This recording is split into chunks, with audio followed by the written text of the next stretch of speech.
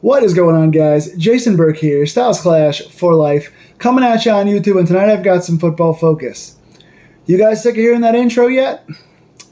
I told you guys jokingly 2 days ago that considering how crazy this offseason has been, that I might see you again if Pittsburgh did any more crazy moves. I just cut 5 Pittsburgh Steelers videos in the last 10 to 14 days. You guys have seen my face 5 times in the last 2 weeks, and we are nowhere near done. This is not your granddaddy Steelers, and the Pittsburgh Steelers are making moves. In one of the busiest weeks of my professional life outside of this channel, the Pittsburgh Steelers are having probably their craziest offseason in franchise history. This has been absolutely insane. I joked that the Steelers were never going to let me sleep ever again. They were on a mission to make my life insane and keep me awake 24 hours a day making moves. And I said this on Friday. Little did I know today on Saturday, as I'm recording this video, they made another move. I have got a double trade video right here for you guys. To start with, any of you guys that have watched my coverage on YouTube or read my coverage on different sites, you know that I've always said that Pittsburgh is the kind of team that didn't want to admit their mistakes. They would not allow themselves to admit when they missed on a pick or they picked the wrong person. They would stick with those failures and they would mull in those failures for a long time. No more. Omar Khan, wheeling and dealing. The Kenny Pickett era in Pittsburgh is already over. 2 seasons and done. Pittsburgh is not going to allow themselves to do the old NFL standard of pick the wrong quarterback in the first round and waste 4 years trying to develop that quarterback and stick with him on his rookie contract and try and prove that you made the right pick. Pittsburgh is admitting their failures and moving on quickly. 2 years after Kenny Pickett was drafted, Kenny Pickett is gone. Russell Wilson came in a couple days ago. They talked about an open competition with Russell Wilson competing with Kenny Pickett. I think Kenny Pickett saw the writing on the wall and realized that he didn't like his chances here. He didn't think he had a chance to start or didn't like the fact that Pittsburgh brought another quarterback in. There's rumors that Pickett was not a fan, didn't take the competition idea very well. And now Kenny Pickett is going back to, I believe, a place that he rooted for growing up, the Philadelphia Eagles. Let's talk about this. Kenny Pickett gets traded to the Philadelphia Eagles yesterday. We sent Kenny Pickett and pick number 120 in this coming draft, a 4th-round pick, and our compensation back that we received was pick number 98, a 3rd-round pick, and 2 7th-round picks in the 2025 draft. So Pickett and a 4th this year for a 3rd this year and 2 7th-round picks. We trade up 22 spots in this year's draft and get 2 7ths in next round's draft. I had initially, when this news dropped on Friday, a lot of positive and negative thoughts, and I wanted to mull over it and take some time instead of recording on the way out the door yesterday. I wanted to think about it, look it up, go over the stats and everything, and give you guys honest feedback. My opinion changed a couple of times yesterday, and now it's changed more tonight. And we'll talk about why it's changed more tonight in a second, but I want to cover this trade first. Positives. Again, Pittsburgh reaches for a guy that I didn't think was a good pick at the time. Wasn't a fan of Pickett in college compared to the NFL level. Most of the quarterbacks in that draft were all drafted in the 3rd round, so Pickett was picked way too high because he was a hometown guy. I wasn't a fan of the pick at the time, but Kenny Pickett did start off his rookie year pretty rough. Was looking very antsy, was looking like he was trying to move too quick. He wasn't reading. He was a run-first quarterback. Wasn't playing that well. Did finish the end of his rookie season 8-1 in his last 9 starts, including 2 clutch game-winning drives against Baltimore and the Raiders. Had a really good preseason last season, so it looked like he was going to turn things around and put it together. And then he went and had a really, really bad start to this past season before getting injured. And then by the time that he was healthy, he was pushed aside for Mason Rudolph, who was playing better as the 3rd-string quarterback, who got us 3 straight wins and took us to the playoffs. So Kenny plays badly this season, then gets hurt, then gets benched, basically, in spite of being healthy, for letting Mason Rudolph do what he was doing. So we pretty much proved that Kenny Pickett was not the guy. Now, still coming into his 3rd year, still had reasons to believe he could get better, and still had reasons to think with how he finished his rookie season that he could be, potentially be the guy. But the writing was on the wall. Kenny was regressing. Kenny was a reach in the first place. Kenny was never the guy that, I was really, really all the way into, but I believed still had a chance. With Russell Wilson here, even on the veteran minimum salary, we all wanted Russell Wilson over Kenny Pickett, and that's what was going to happen. So we turn around and trade Pickett, who we go, okay, we've already benched him, or not benched him, but replaced him with Trubisky when he got hurt, and then we replaced him with Mason, and then he was healthy, and we still started Mason. So Kenny is not a clear-cut number one guy. The idea coming into the offseason was Kenny's going to battle Mason Rudolph for the top spot. And then it was, we'll see what we can do. We signed Russell Wilson. So we let Kenny go. We trade him away and get ourselves a third-round pick upgraded from a fourth round to a third-round pick, plus 2 7ths next year. It's kind of small compensation. So the positive for me was, okay, we're getting rid of a guy that's not our guy. We're getting compensation back for Pickett while we still can. We've already got a starting quarterback here, and now we got a higher pick for our backup. Those are positives for us, right? The negative, and the other big positive for me was, okay, we now have 2 third-round picks. We have traded up our fourth round to a third-round pick. Third-round pick is much higher draft capital than a fourth-round pick. Now with 2/3, we can afford to trade one of these third-round picks to either get a top-level corner or a top-level receiver. We saw a lot of receivers getting traded for way lower than a third-round pick. So getting a chance to have 2/3 means we can still keep our third-round pick and trade away this new third-round pick for a high-level corner or receiver, which we need to plug a hole. But so those were the positives. The negatives of this trade were, I didn't think trading up 22 spots in the draft plus getting 2 7ths for next year was high enough compensation for the 20th overall pick 2 years ago. I thought a top 20 pick, whether he's a bust or not, or whether he's going to be the guy or not, and obviously now he was going to be our backup, I thought that trading a guy who was picked 20 overall 2 years ago for just moving up 22 spots and getting 2 7th rounds in a future draft was pretty low compensation. I don't mind admitting failure and moving on. In fact, that's a positive. But it does make us look really, really bad, I thought at the time, made us look really bad for only getting a 22 spot bump in the draft and, future 7ths for this guy who was a 20 overall pick. I thought it wasn't high enough compensation. The other big negative initially of this draft for me was we've just created ourselves another need. We did not need another quarterback coming into this season. We were going to be content with Russell and then Kenny and then just, any free agent, any 7th round rookie, whatever. You were content with Russell and Kenny being our 2 guys at quarterback with a third guy thrown in.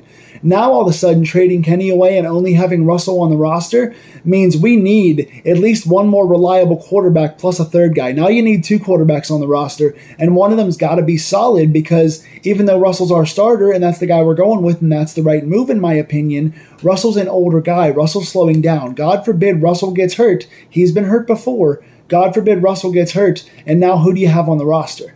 Backup quarterback is an important need in the NFL, considering 60 quarterbacks started last year, more than 60 quarterbacks started last year in the NFL. Almost every team starting quarterback gets hurt at some point.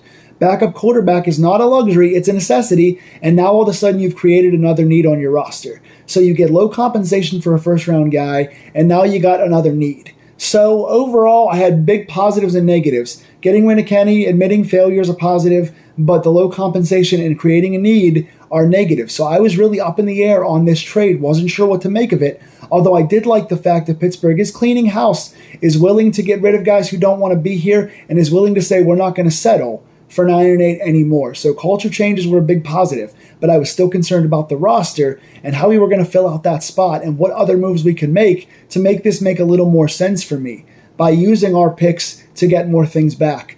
Here we go. Now all of a sudden, so I go into yesterday, lots of positives, lots of negatives, mixed reaction, kind of B- to C grade, not sure how to feel about it, going back and forth a lot, until about 2 hours ago, Pittsburgh has made another quarterback trade.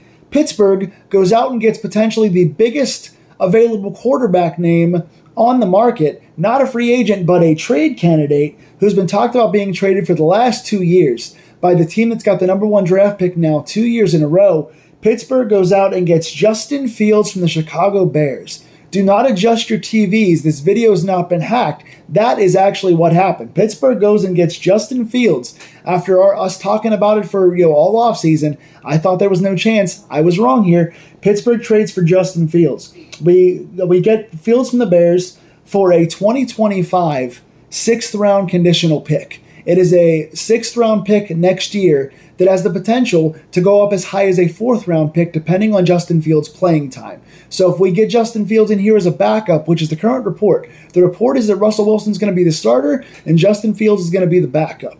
If Justin Fields is a backup and does not play a ton, then we owe the Bears next year a 6th-round pick. If he does play and becomes the starter and outplays Russell Wilson and he's our full-time guy, potential franchise future, the Bears get a 4th-round pick. So 4th is the worst we can do. 6th is the best we can do. What a steal. I was complaining about Kenny Pickett getting us a bump up to a 3rd-round draft pick when we just got Justin Fields for at worst a 4th, at best a 6th next year. A next year 6th-round pick for Justin Fields. That's incredible for the upside here. Let me go ahead quickly. Well, I'll give you the stats at the very, very end of this. I'll go ahead and finish off the Kenny Pickett era with this. Kenny Pickett has played 24 games so far in his Steeler career. Well, played 24 games in his total career and the end of his Steeler era. 24 games. His quarterback record is 14-10, so just above 50%. 62.6 completion percentage for his career, 4,474 yards, 13 touchdowns, 13 interceptions. So yeah, he's even on the touchdown to interception ratio. Just 13 touchdowns in 24 games. That is almost averaging 0.5 touchdowns per game and just at about 2,000 yards per season for Kenny Pickett. We go against Justin Fields now for a 6th-round pick next year that could be as high as a 4th. Here are Justin Fields' stats. And now they're not going to jump off the field at you. They're not going to seem amazing when I give you the passing stats. So Fields so far in 3 seasons has played in 40 games. He has a 60.3 completion percentage passing, 6,674 yards passing, 40 passing touchdowns, 30 passing interceptions. So Justin Fields, we all know, he's got a lot of positive, a lot of negative. As far as when the initial reports were going to get Fields, we talked about this last year. The Bears were considering trading Fields and keeping that 1st-round pick, first overall pick last year, and the possible compensation was going to be multiple firsts. People were trying to trade with the Bears, and they were talking about giving up Fields for multiple 1st-round picks. A 1st-rounder in last year's draft, a 1st-rounder in this year's draft, and possibly a couple seconds in there. There was multiple high-level picks talked about last year, even up to a month ago before we had Russell Wilson, and our quarterback room was Kenny Pickett. The talk was Pittsburgh would have to trade at least a 1st, if not 2 firsts, or a 1st and a 2nd just to get Fields. To get him for a 6th next year, you cannot ask for better value for this. Now again, his passing stats don't jump off the page. The negative side of Fields is that he's not a great reading quarterback either. He's not a great coverage reader. He's not a great diverse route tree thrower. He's not a great accuracy guy. He's not a great pass first kind of a quarterback. He lacks a lot of the things that Kenny Pickett lacks in that same respect. His positives, though, are number 1, athleticism.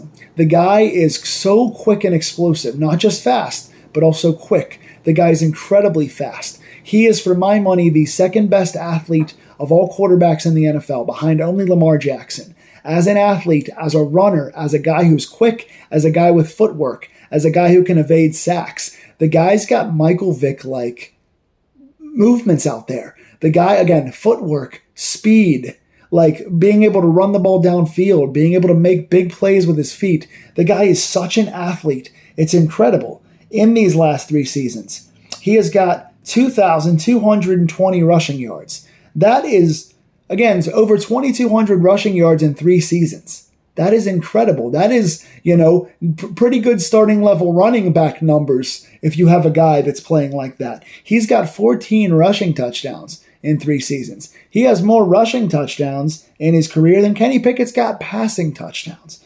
2,220 yards and 14 touchdowns on the ground. And not to mention, again, Fields being able to extend the play, avoid sacks, make guys miss tackles, run down the field, but also has an absolute cannon for an arm. His accuracy and his reading ability are big in question, but his deep ball, being able to throw one-on-one shots, being able to throw deep balls, being able to gun the ball out of the backfield, even off his back foot, the guy's got one of the strongest arms in the league. He's got to turn it into more smart decision-making and being able to throw more routes, but he's got an absolute cannon. With legs that fast, being that much of an athlete and having that strong of an arm, he's got a ceiling that could be one of the highest in the NFL. And he's played on bad Bears teams with defenses not helping him out, with offensive line not helping him out, and with not a lot of weapons. I mean, he had DJ Moore this past season, but other than that, he's had really second and third level guys. Cole Kmet didn't explode until this year. He's kind of been a mid-tight end until this season. They only had DJ Moore for 1 year. They've had guys like Darnell Mooney and stuff like that. Nothing against Darnell Mooney and the other guys they have, but they've got very, very kind of second to third to fourth level wide receivers up until just DJ Moore.